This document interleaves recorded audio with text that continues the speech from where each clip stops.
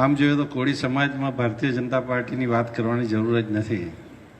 કોળી સમાજનો ઉમેદવાર હોય તો પણ કોળી સમાજે ભારતીય જનતા પાર્ટી માટે કામ કર્યું છે એ સર્વવિદિત છે.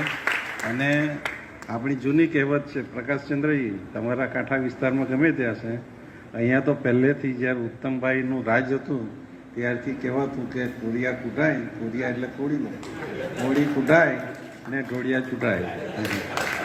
મેં ધવલભાઈને એમ જ કીધું છે. એમની મગજની ડાગડી છટકી ગઈ છે, ક્યાંક એઓ ભાન ભૂલ્યા છે, સમાજની માન મર્યાદાઓ ભૂલ્યા છે.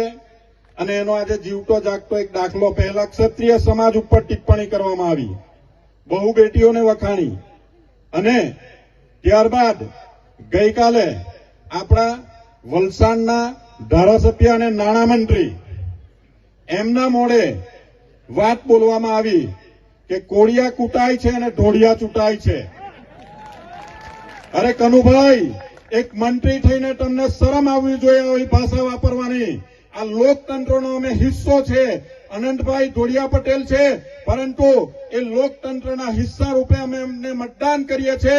ત્યારે તમારી જે આ વાણી છે એને તમે પાછી ખેંચજો, નહીં તો કાલથી અમે તમારી સામે ધરણા પર ઉતરવાના છે. જો માફી નહીં માંગશે તો અમે એમને એમની ઓકાત બતાવી દેવાના છે. અરે કનુભાઈ, ઢોળિયા ચૂંટાય છે, પરંતુ કોળી અને ઢોળી એક થશે તો તમે ક્યાંય નથી રહેવાના. હું તમને ચેતવણી આપું છું. આજે તમારી સામે એક જ વાત કહેવા આવ્યો છું, કોળીનો દીકરો છું, સોનું નથી માંગતો, રૂપિયા નથી માંગતો. અનંતભાઈ, અમારું સ્વાભિમાન છે અને અમારા સ્વાભિમાનને બેઠા નહીં પડવા દેતા. અમે તમારી સાથે છે. આપણે એક થઈને લડવાનું છે અને અનંતભાઈને દિલ્હી બતાવવાનું છે અને કનુભાઈને એની ઓકાત બતાવવાની છે. આપણે સૌ તૈયાર છે. લડેંગે, लड़ेंगे, जीतेंगे और लड़ेंगे, और जीतेंगे, फिर से लड़ेंगे. કનુભાઈ, તમે તૈયાર થઈ જજો. કોળીનો દીકરો કાલે તમારી સામે મેદાનમાં આવી રહ્યો છે. એ મિનિસ્ટરે એવું કહ્યું કે આ કોળિયાઓ કૂટાય. કોળિયાઓ એટલે કોળીઓ, પાછા પોતે જ સ્પષ્ટતા કરે છે કે કોળિયાઓ એટલે કોળીઓ એ કૂટાય અને ધોળિયાઓ ચૂંટાય. હું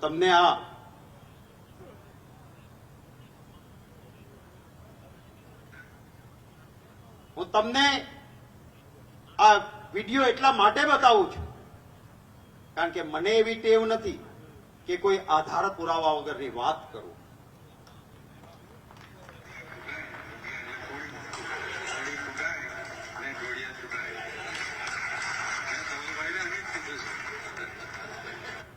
કે છે મીડિયાના મિત્રોને હું આપીશ આ ક્લિપ, મેં મારા ટ્વિટર ઉપર એ મૂકી છે.